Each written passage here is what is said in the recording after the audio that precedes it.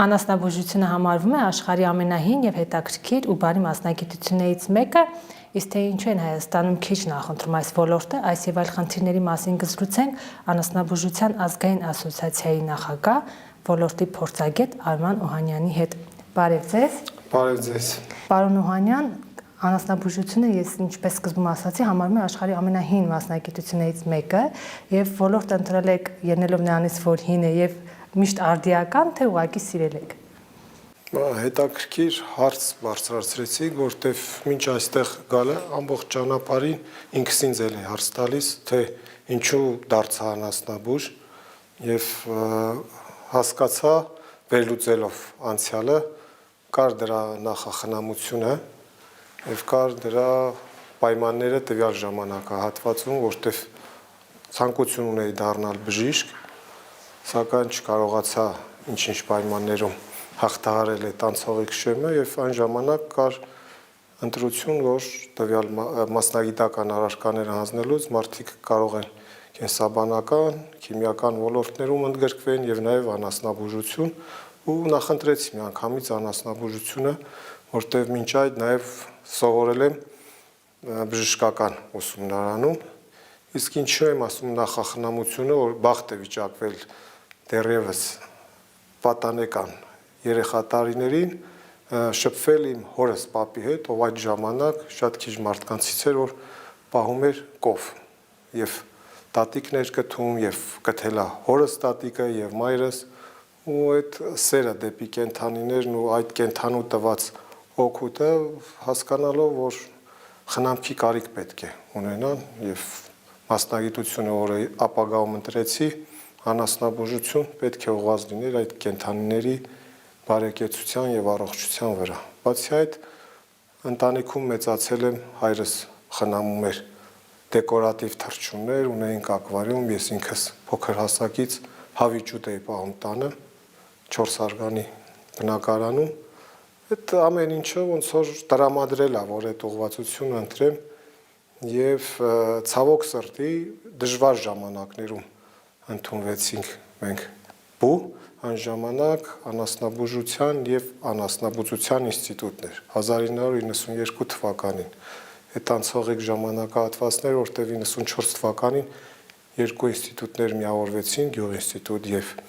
անասնաբուժության ինստիտուտը դարձավ ագրարային, չէ, այն ժամանակ գյուղ ակադեմիա, հետո նոր Հայաստանի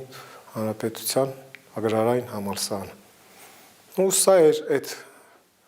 ոնց որ պայմանները, ինչու դարձա անասնաբույժ, սովորելով 5 տարի ու հնարավորինս եւ պայքարելով կյանքի դժվարությունների եւ որպես գյուղաբնակ այն ժամանակ հացի խնդիրեր, ջերմության խնդիրեր, լույսի խնդիրեր, կարդալու եւ այլն, բայց Փառք Աստծո ավարտեցինք ինստիտուտը եւ շնորհակալություն եմ հայտնում օգտվելով առիթից այն ժամանակ դասախոսներին, ովքեր ֆունդամենտալ գիտելիքներ տվեցին մեր նման մասնագետներին, որոնք որ հետագայում օգտագործելու են այդ գիտելիքները առօրյա աշխատանքում։ Իդեպ ես զարմացա, որ օրինակ Ֆրանսիայում անասնաբուժությունը ամենապահանջված մասնագիտություններից մեկն է եւ անգամ 400 հոգանոց կուրսեր ունեն, բայց Հայաստանում բարդ է այս խնդիրը, չեն կարողանում գտնել երիտասարդներ, ովքեր կնախընտրեն այս ոլորտը, դա ինչով է պայմանավորված։ Նախ տվյալ ժամանակահատվածում մեր երկրում, մեր մասնագիտությունը, չգիտեք ինչու գայթակղող չէ, չնայած ես այդ մտքի հետ համամիտ չեմ, ուղղակի գայթակղող չէ թե հեղինակության, թե հեղինակազրկման եւ ամենակարևորը նաեւ վճարման։ Այսինքն ես ավարտելուց հետո շարունակեմ մեր զրույցը, խնդիր ունեի ընտանիքի կարիքները հոգալու, ունեի բարձրագույն կրթություն, ունեի աշխատանքի հնարավորություն, ասելով ֆիզիկական ուժ, բայց չունեի վայր, որտեղ պետք է իմ մտավոր ունակությունները օգտագործեի եւ դա հանգեցրեց ինքս ինձ հարց տալու ինչու է այսպես եւ հասկացա, որ ես չունեմ պրակտիկ փորձ եւ դրա համար Փառք Աստծո հնարավորություն եղավ առաջի անգամ Երբ որ մասնագիտական փորձի փոխանակման այցելեցինք Լատվիա, այն ժամանակ 2004 թվականներ, տեսանք ձեր ասածը, անասնաբուժը իր համբավով համարվում էր համայնքի երկրորդ, երրորդ անձնավորությունը։ Դպրոցի տնօրենից հետո, եթե այդ գյուղում չկար եկեղեցու սպասավորից հետո նաև հարգանքի մեծ համբավ էր վայելում անասնաբուժը, ու մարդիկ հասկանում էին այդ մասնագիտության տեր մարդկանց դերն ու նշանակությունը իրանց առօրյա կյանքում։ Գյուղական համայնքում անասնաբուժը համարվում է երրորդ։ Իսկ ինչու են այսօր քիչ դիմորդների քանակը եւ հատկապես գյուղաբնակներն է խոսափում, համար մեկ խնդիրը դա ֆինանսական հարցերն է, բնակարան վարձելու, սովորելու եւ այլն, եւ երկրորդը, որ ավարտեն, ունենան դիպլոմ, որտեղ են աշխատելու։ Չնայած այսօր շուկան բաց է ու շուկան պահանջում է բանիմաց փորձառու անասնաբուժներ բարձր վարձատրությամբ։ Ֆերմերային տնտեսություններում անասնաբուժի աշխատավարձը որակավորված սկսում է մինիմում 450-500 հազարից հասնելով մինչև 1 միլիոն դրամ ամսեկան։ Եվ ինչու չի գայթակղող, որովհետև փորձ չունեն։ Նախքան դա պետք է սեր լինի, չէ՞, նաև պետք է ցկտեն ընդունվել բու, բայց չի գրավում ոլորտը, անգամ 70-ից 75 հազար դրամ կրթաթոշակ են, չէ՞ տալիս, էլի չի գրավում։ Այսօր որքան որ ես եմ տեղյակ եւ բակալավրատուրայում եւ ուսուցման տարիներում, ինչքան տեղյակ եմ նաեւ քոլեջում 50,000-ից մինչեւ 70,000 դրամ կրթաթոշակ զուտ գայթակղելու եւ գրավիչ դարձնելու այդ մասնագիտությունը, բայց ես չեմ ուզում իմ դասախոսներին վիրավորեմ եւ կրթական համակարգ փնովեմ, մեզ պետք է չափորոշիչներ ուսումնական կրթական, որը պետք է պատրաստի ապագա մասնագետին գրեթե 70%-անոց, այսինքն համարյա պատրաստված մասնագետ պետք է դուրս գա բուհից եւ նշեցիք Ֆրանսիայի օրինակ Ֆրանսիայում,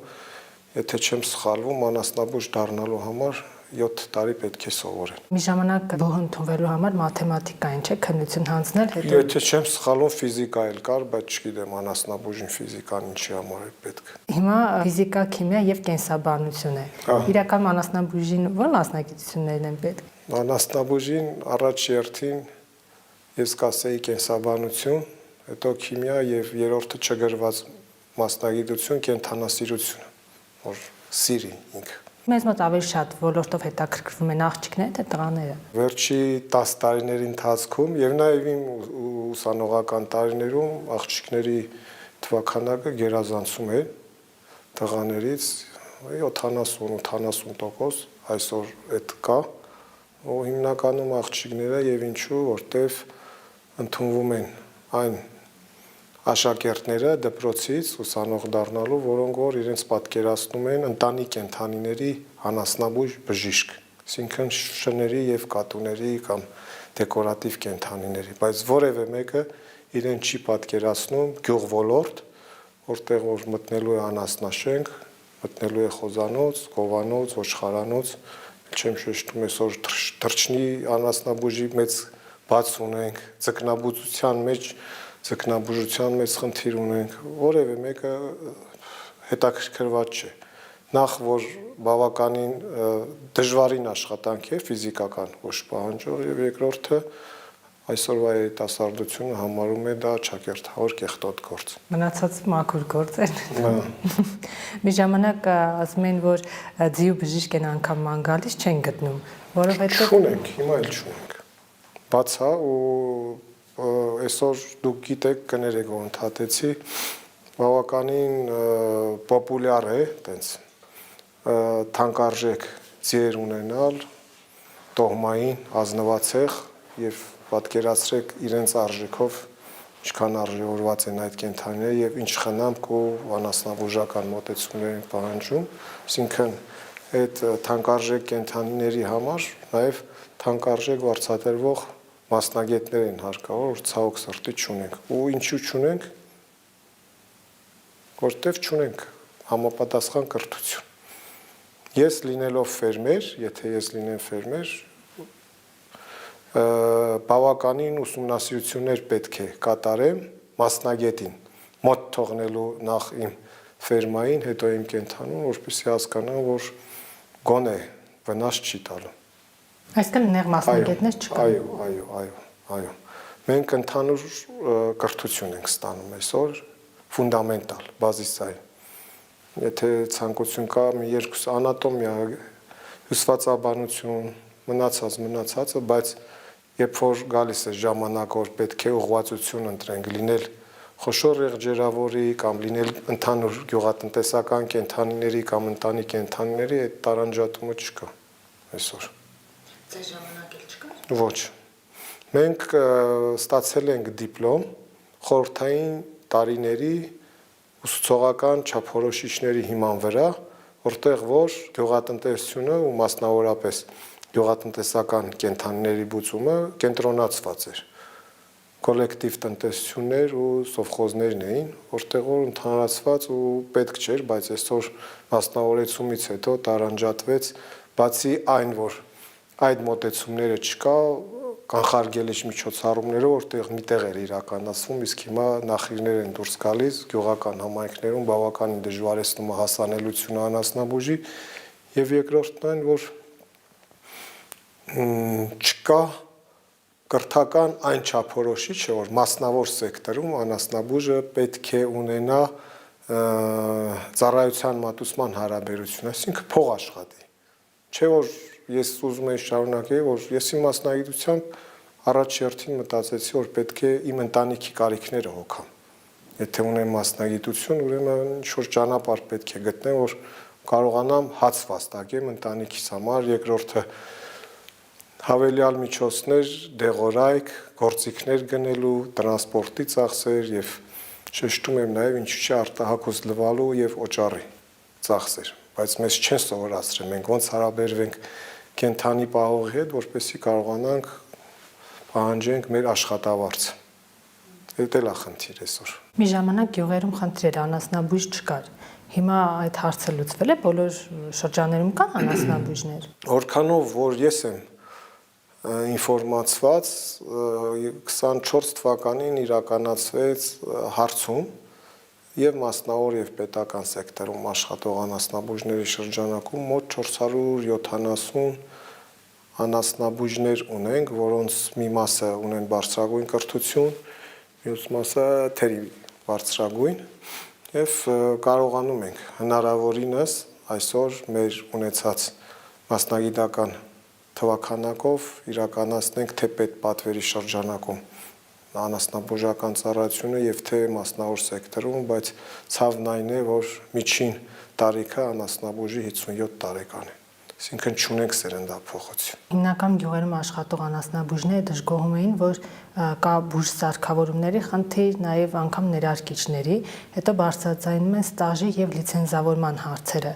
Այդ բոլոր հարցերը լուծվել են։ Ես կավելացնեի նաև անասնաբուժի բժշկական ապահովագրության հարցը, որտեղ բավականին ռիսկային պայմաններում են անասնաբուժներն իրականացնում ծառայություններ, այսօր այդ էլ չունենք ու ստաժը չեմ կարող ասել ինչքանով է կարգավորվել, որտեղ ՊՕԱԿ-ի հետ անասնաբուժը աշխատում է պայմանագրային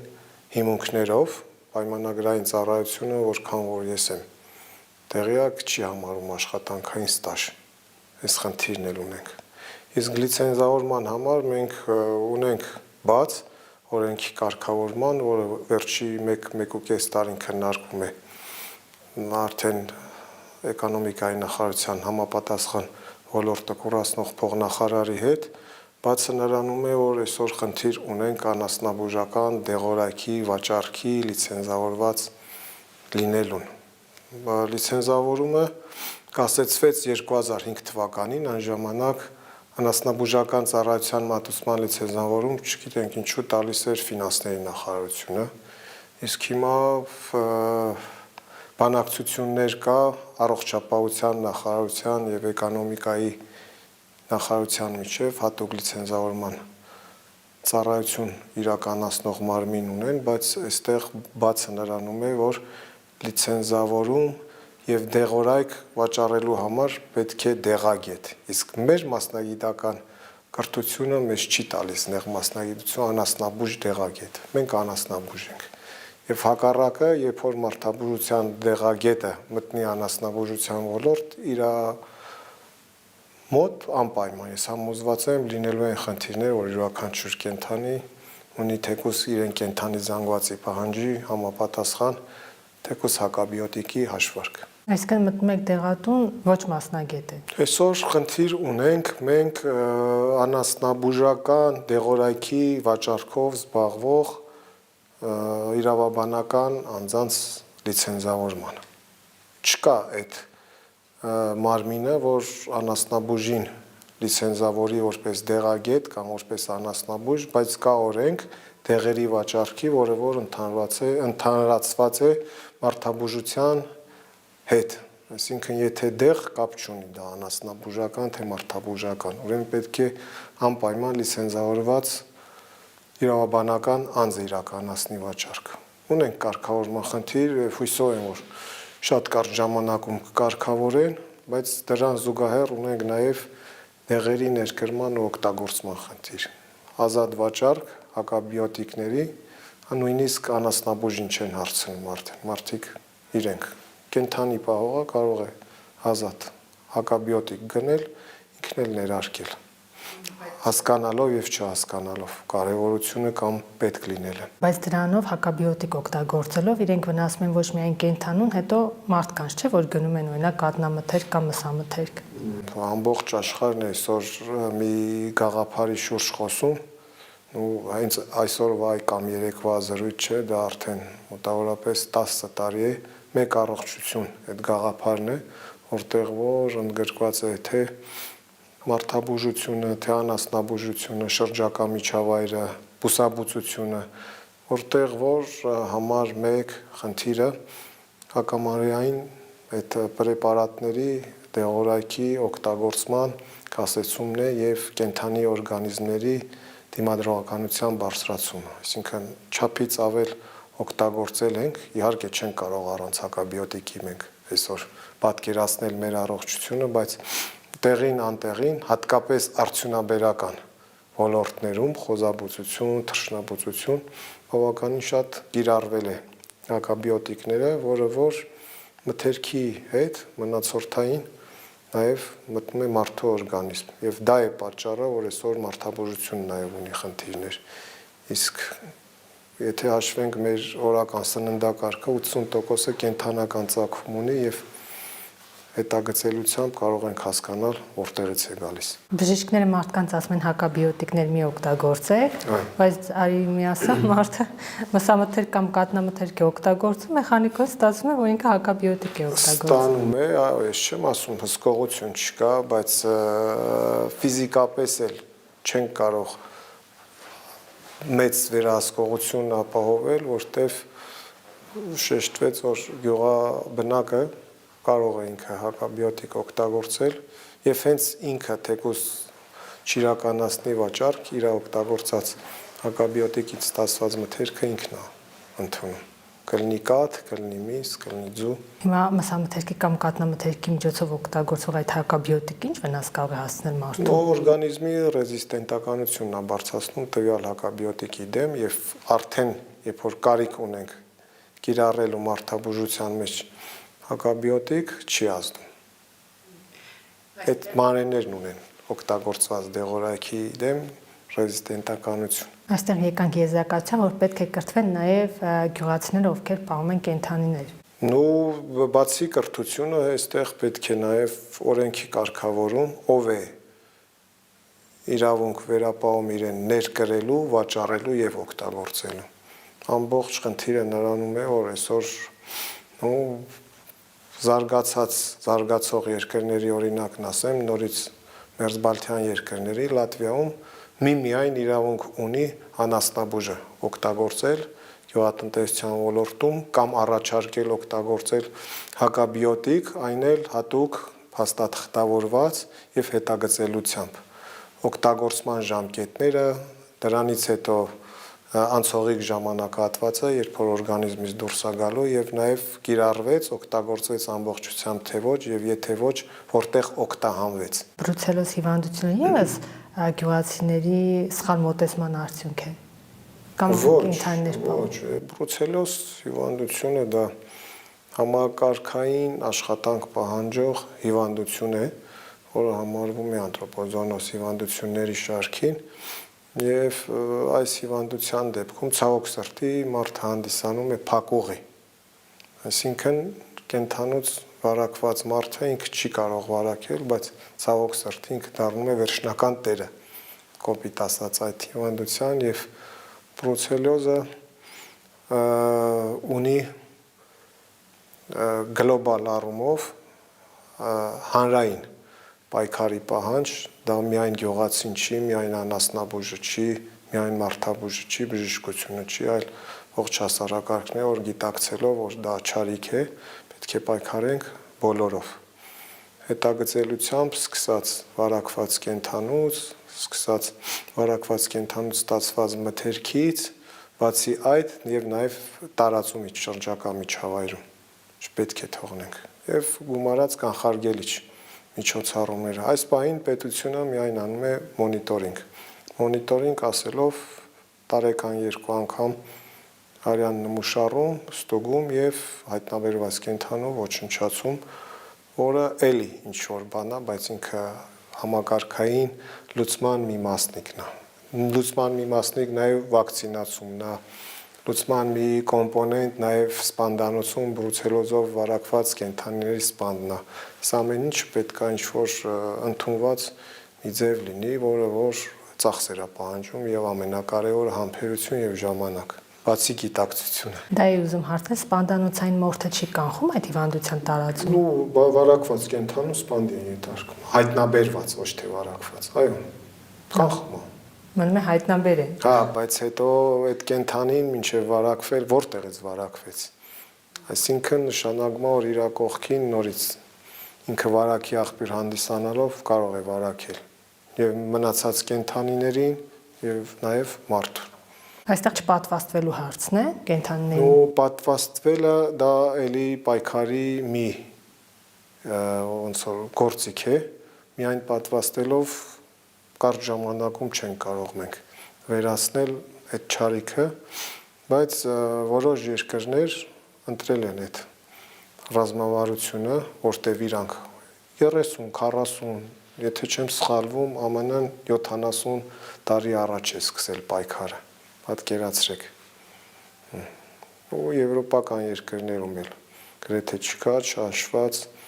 1-2 դեպք, որը որ հիմնականում վայրի կենդանիների հետ է։ Ինչպես են պայքարում։ Սպանդ հայտնաբերում, սպանդ եւ վակցինացում։ Որ մեզ մոտ չի արվում։ Ու այսօր չունենք, վակցինացման պլան չունենք մենք։ Պետական շրջանակով չունենք։ Ցույց ան, որ բարձրաձայնելով նման հանդիպումների ժամանակ մարդիկ գիտակցեն, որ դրա կարիքն էլ կա։ Այդ հարցը օրինակ ինչու չեն բարձրացնում նրանք, ովքեր ֆերմերներ են կամ հասարակ գյուղացիներ, ովքեր կենդանիներ են պահում։ Ասոցիացիաների, անհատ ֆերմերների միջոցով բազմիցս քննարկումներ եղել նախկին գյուղ նախարարությունում, այսօր էկոնոմիկայի մշակում է, այսօր ոնց որ կանոնակարգված միջոցառումների ինչ որ ծրագիր է պետք, պետական ծրագիր, դա ոչ մասնավորը կարող է անել, ոչ էլ առանձին պետությունը, այլ եմ շեշտում համախմբված ինչ որ հանրային խնդիր է, եւ սա ոչ միայն գյուղ ոլորտի հարցն է, այլ նաեւ առողջապահության։ Լավ, այս դեպքում մարդը ինչպես հասկանա ինքը, այսպես ասենք, առողջ միս է գնում, թե ոչ, կամ կատնամթերքը նորմալ է, թե ոչ։ Միայն ստուգված մթերք գնելուց, որը ունի սպանդանոցային ծագում, իսկ եթե կատնամթերք, որը որ ունի հստակ վերամշակման լիցենզավորված եւ գոստ կոչվող այդ համակարգով անցած վերամշակված սնունդ։ Հենց դրա համար փողոցից օգտվելը բավականին մեծ ռիսկ է, որ վարակվենք, չնայած այնտեղ էլի բաներ կան, հարց կգա, եթե մինչև այդ չկար սպանդանոցային վերահսկողություն կամ մյուս, ինչու չենք վարակվում ենք, ուղղակի այդքան չեր ուսումնասիրում եւ մարդիկ հոդացավերով կամ մյուս ցավերով, որը որ քրոնիկ արդեն բրուցելոզով հիվանդների նշաններն է, հասկանալը որ դա մրսածություն է կամ մեկ այլ հիվանդություն է ու դրանով վերջանում էր եզրափակում, որտեղ քրոնիկ բրուցելոզով հիվանդ մարդիկ ունեն կյանքի կարճ տևողություն եւ ցավալի վերջնաժամկետում բավականին մեծ ցավերով են տանում։ Բայց ինչպես մարդը իմանա, որ իր մոտ կա այդ խնդիրը։ Ախտանշանները ո՞նք են։ Հիմնականում այդ հոդացավերն են, ջերմության կայուն, այդ բարձր երկարատև ժամանակահատվածն է եւ միայն լաբորատոր պայմաններում արյան փորձաքննությամբ։ Այո։ Իսկ կենթանիների մոտ այսօր ունենք պետպատվերի շրջանակում տարին, եթե չեմ սխալվում, 2 անգամ խոշոր եղջերավորեններինն է եւ 1 անգամ մանր եղջերավորների արյան փորձաքննումն են վերցնում ու ստուգում ու դրանով կարողանում ենք հնարավորինս այս ժամանակահատվածում մեր ունեցած միջոցներով պայքարենք այդ չարիքի դեմ։ Եթե մարդիկ լավ երացնեն կաթը կամ միսը լավ եփեն, չեն խուսափի հիվանդությունից։ Ես չեմ ուզենա այդ խորհուրդը տամ լավ երացնել, ինչ գիտենք, լավ երացրեցինք, հատուկ ջերմային մշակումա պետք, հատուկ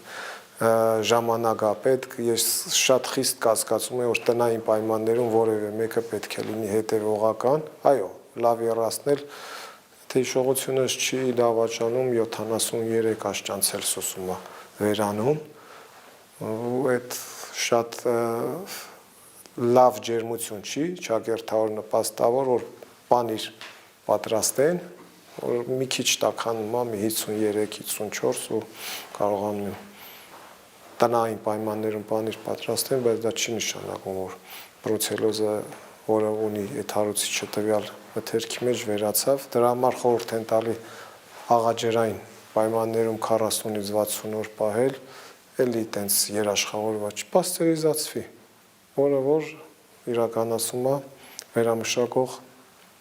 սուբյեկտը, օբյեկտը։ Վերամշակված, գոնե տեսչական մարմինների կողմից վերահսկվող եւ ամենակարևորը այստեղ պատասխանատվություն բարեխիղճ արտադրողի կողմից արտադրված մթերք օգտագործելն։ Երաշխավորված չենք, որ կարող է ճանապարհին կանգնենք, մեկը հյուրասիրի ու հասկանալով որ բարի մարդ է, ուտենք, բայց իրականում դա ինքն էլ չհասկանալով որ մեզ վատություն է մատուցում։ Ու անցնի տարիներ, հետո հասկանանք, որ վարակվել ենք։ Այս դեպքում նրանք ովքեր ցանկանում են կենթանիներ պահել, նախքան դա գյուղ կենթանիների մասին Պարտադիր կենթանիների առողջարքը իրականացվելու է անասնաբուժի կողմից տրվող ուղեկցող փաստաթղթի միջոցով եւ փառք Աստծո այսօր խոշորի գլխաքանակի հետ կա համարակալման գործընթաց տնտեսությունների հաշվառման եւ խոշոր եղջերավոր կենթանիների համարակալման գործընթաց, որ շարժն են կարողանում վերահսկել ու տվյալ կենթանու վաճառքը միմիայն իրականացում է անասնաբուժի կողմից ուղեկցող փաստաթղթով, այսինքն երաշխավորված եմ, որ այդ կենթանին գոնե տարեկան 2 անգամ ստուգվել է բրուցելոզի դեմ, բայց եւս մեկ անգամ ինձ ապահովագրելու համար ինչ կենթանուն տեղափոխելը խորհուրդ կտամ, որ պարտադիր ստուգման ասնի գոնե բրուցելոզի դեմ։ Լավ, եթե օրինակ ես ուզում եմ կով կամ հավ պահել, ես ինչպիսի փորձություններ պետք է հաղթահարեմ։ Որպեսզի այդ փորձությունները չհաղթահարեք, միակ խորհուրդս դիմեք անասնաբուժի օգնության ու ծառայությանը, որը որ նաև երաշխավորած է համար լինելու։ Այսինքն մասնագիտական ծառայություն մատուցող կառույցների ու մարդկանց հետ շփվեք, որտեղ եթե դուք գնեք որ բարեխիղճը իմանալով որ բրուցելոզ է ինքը կարա ասի ես վաճառում եմ իմ կենթանին որպեսզի ավելի թանկ վաճառի ու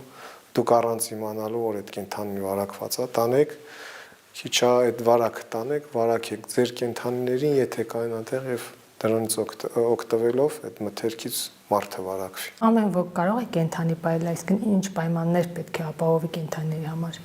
Մեր խոսակցության ամենասկզբից ասացի, որ պետք է լինի կենթանասեր, ամենակարևորը։ Եթե գյուղատնտեսությամբ է զբաղվում, մինիմում գիտելիքները առաջ երթին կենթանու խնամքի, կենթանու պահվածքի եւ կենթանու առողջության վերաբերյալ, ելի եթե ինչ որտեղ խնդիրներ առնչվելու, խնդիրների մասնագետների, իսկ գյուղատնտեսական կենթանիներ զբաղվելու համար առաջ երթին ինքս ինձ հարց կտամ, ինչի համար եմ անում սա։ Սա արդյոք ինձ համար բիզնես է, թե զբաղմունք։ Եվ օգտվելով այս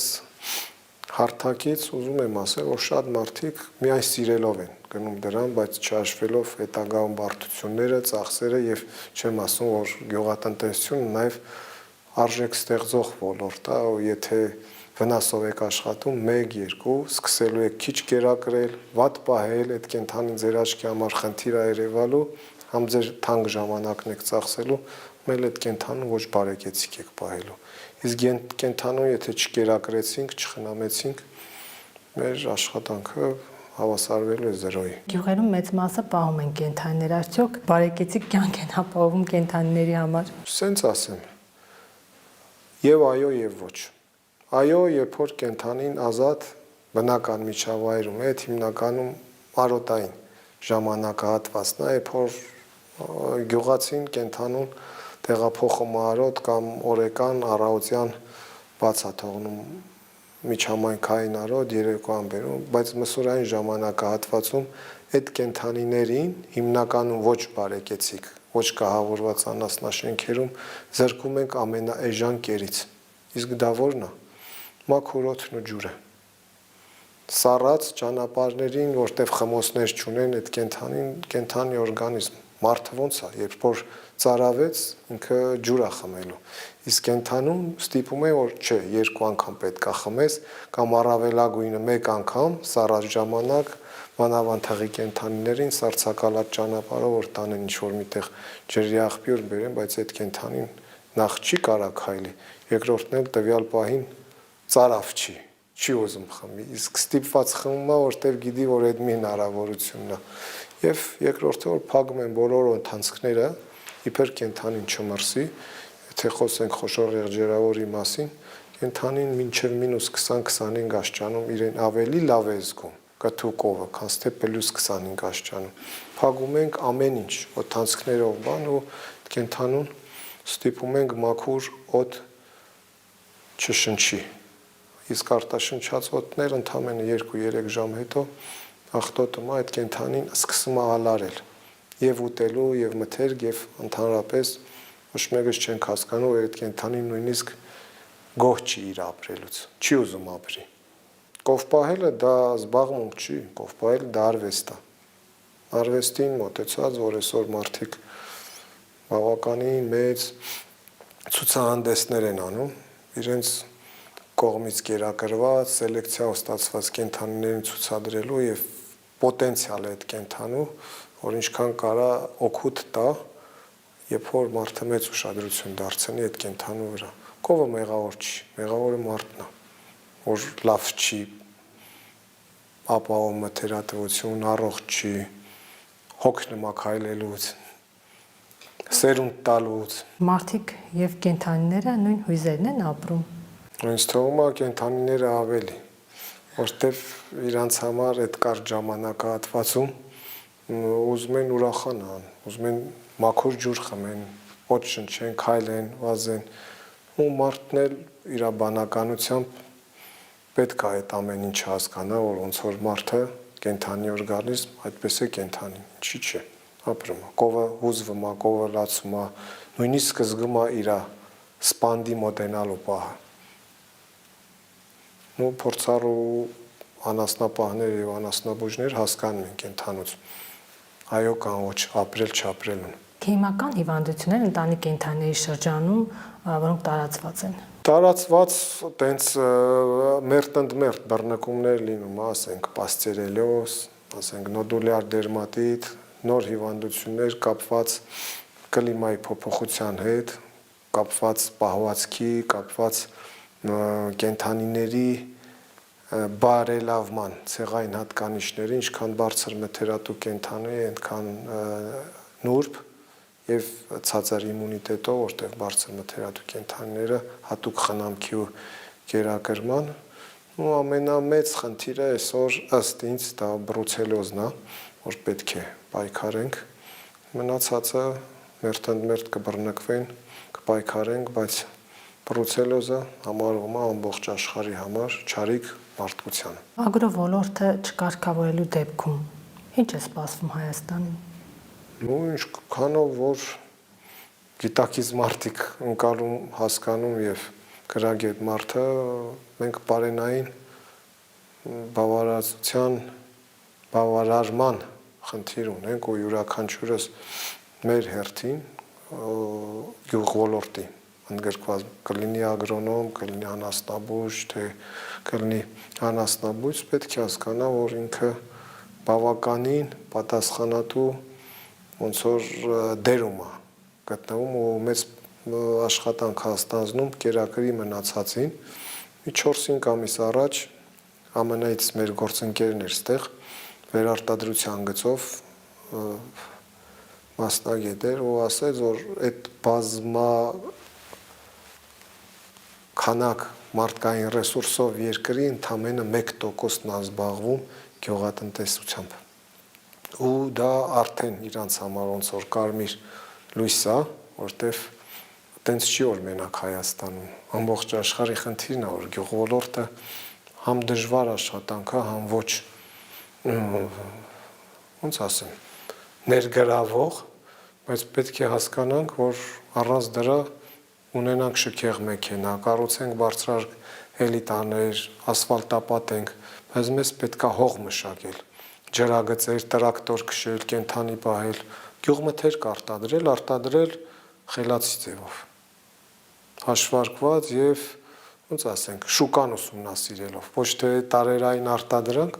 այլ վերջով։ Ձեր հարցի մյուս պատասխանը, ես զբաղվեմ գյուղատնտեսությամբ, արտադրանք տան, որտեղ են վաճառելու եւ ինչ գնով, որն է պահանջարկը։ Կարամ շատ բարձր որակի արտադրեմ, բայց ինքնարժեքը բարձր լինի։ Կարող է ինքնարժեքը ցածր լինի, բայց պահանջարկ չլինի։ Այս հարցերն էլ պետք է կարգավորի, որտեղ գյուղմթերք արտադրելը եւ իրացնելը բավականին դժվար գործ է։ Չեմ ասում արդեն օրեցօր պահանջների խստացում, որ դու պետքա արտադրես այս ստանդարտներին համապատասխան։ Առաջի հերթին անվտանգ, երկրորդն էլ որակով։ Դե որ անվտանգ եւ որակով լինի, նաեւ կարող ենք արտահանել, չէ՞։ Արտահանենք, ես թող մենք ինքնաբավ լինենք, այո, իհարկե, արտահանելն էլ դա կոնկրետ ինձ համար երազանք է, նույնիսկ ոչ թե արտահանել, այլ Հայաստանի դրոշով մի հատ տոհմային կենդանու հետ մասնակցենք որևէ մի ցուցահանդեսին, որ ասենք, տեսեք, մենք էլ բարձրակիտ կովեր ունենք, մենք էլ ենք անասնաբուծությամբ զբաղվում, մենք էլ ենք մտածում կենդանիների բարեկեցության մասին եւ առհասարակ, իհարկե, թող շատ արտադրենք, արտահանման համար էլ թող տնտեսագետները մտածեն զուգահեռ։ Այսինքն բարձրորակ մսամթերք արտադրելու ուղղությամբ դեռ շատ անելիքներ ունենք։ Ինձ թվում է, հա, առաջ երթին մենք գերարտադրության խնդիր ունենք։ Սա կավահողենք ու մեր գյուղատնտեսության չունեմ տենց հստակ հաշվարկներ, բայց ըստ ինձ 75-80%-ը ներկրման միջոցով է։ Հիմնականում հատիկային կերերը, որը որ ժամանակակից գյուղ արդյունաբերության հիմքն է։ Խոզաբուծության, թռչնաբուծության, այսօր մսի արտադրության մեջ էլ։ Մենք կարոտներում կարանք հիանալի ոչխարամիս աճեցնենք։ Ու դրանից հետո կարանք տավարամիս աճեցնենք, բայց ոչ այն որակի, որը որ շուկան է պահանջում այսօր այդ բթված մսերը։ Բայց հայկական տավարի միսը համեղ է եւ Մեզ որակով համար է, մեր քիմքի համար է համեղ, բայց ռեստորանային բիզնեսում մարմարային միս ստանալու համար արոտով միան չեն կարող։ Ինքը պետքա նաև հատիկային կերեր ուտի, որ կարողանա այդ որակը ապահովի։ Գարի, եգիպտացորեն, սոյա մնացած։ Դա գաղտնիք չի։ Բայց ինչու չենք անում։ Անում ենք, բայց թանկ անստում։ Ներկրման պատճառով, որը որ անասնաբուժի հետ գործը չի անկեղծորեն, բայց ստիպված ենք, որտեվ ունենալով այդ ինֆորմացիան, մասնագիտական ամբողջ մոդեցումները ցուցաբերելով, հասկանում ես, կենդանին առողջ լինելու համար առաջի հերթին պետք է սնվի, կերակրենք մենք։ վիտամիններով, հանքային նյութերով, որտեղ մթերատվությունն է բարձր կենթանում։ Սովորական կովը բնությունը ստեղծել է այդ կատարտադրող օրգանը իր հորթը պահելու համար։ Բայց մարդն է այդ կենթանու բնությունից վերցրել, որ եւ այդ կենթանի պահի իր տված սերունդին եւ նաեւ մարդկությանը կերակրի, բայց մարդը միայն ստանալով չի կարա այդ կենթանուն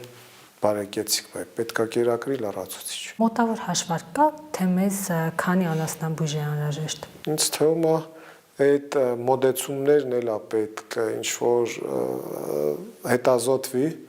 որտեվ կախված աշխարհագրական տարածվածությունից եւ անասնաբուժական սպասարկումից ես հստակ չեմ կարող ասել, թե պատվաստման համար մեկ անասնաբույժը քանի կենթանի միջին օրական կարա սպասարկի, որտեվ կախված անասնաշենքերի պայմաններից, կախված արոտային ժամանակահատվածից, որտեվ ծրվում են հեռագնա արոտներ, ըստ ինձ այդ 400-500 հոգին էլ որ կարողանանք մենք պահենք, բավականաչափ մասնագիտական պոտենցիալ է, բայց այդ մարդկանց պետք է նաև հստակ վարձատրություն ու ապագա, որ մեր օրինակով գոնե եկող սերնդին գայթակղենք ու ցույց տանք, որ սա լավ մասնագիտություն է, առաջի հերթին այս մասնագիտությամբ կարող եք ձեր ընտանիքի կարիքները հոգալ, հետո ինքը կարևոր մասնագիտություն է։ Եվ երկրի բարենային անվտանգության եւ առհասարակ անասնաբուժը նաեւ սահմանապահ, որտեղ հիվանդությունը ոչ մի սահման չի հարցնում կենթանիների։ Ինքը օդով, ջրով ամեն մեխանիկական ճանապարհներով կարա մտնի մեր երկիր, ու մենք չենք կարող դա, որտեղ անտեսանելի թշնամի է կենթանիների հիվանդությունը։ Այդքան պատասխանատու օղակում ենք, ու օգտվելով առիթից նաև ուղերձ, որ մեր մասնագիտությանը պետք է մի քիչ հնարավորություններ տան գոնե իրենց խնդիրները քննարկելու միասին։ Մենք ունենք ասոցիացիան ստեղծել ենք մասնագիտական որևէ հարց լինումա կարողանում ենք մեր, բայց հարցեր էլ կան, որ կախված չի մեր մասնագիտությունից կամ մեր ֆիզիկական ուժից, այլ կախված է մյուս ոլորտներից։ Գոնե բարձրաձայնենք, մեզ լսեն, մեզ տեղ տան, հարգեն, մենք այդ մեր ունակությունները ծառայեցնենք հանրությանը։ Շնորհակալություն։ Ձեզ շնորհակալություն հրավերքի համար։ Մենք զրուցում էինք անասնաբույժների ազգային ասոցիացիա հասարակական կազմակերպության նախագահ Արման Օհանյանի հետ։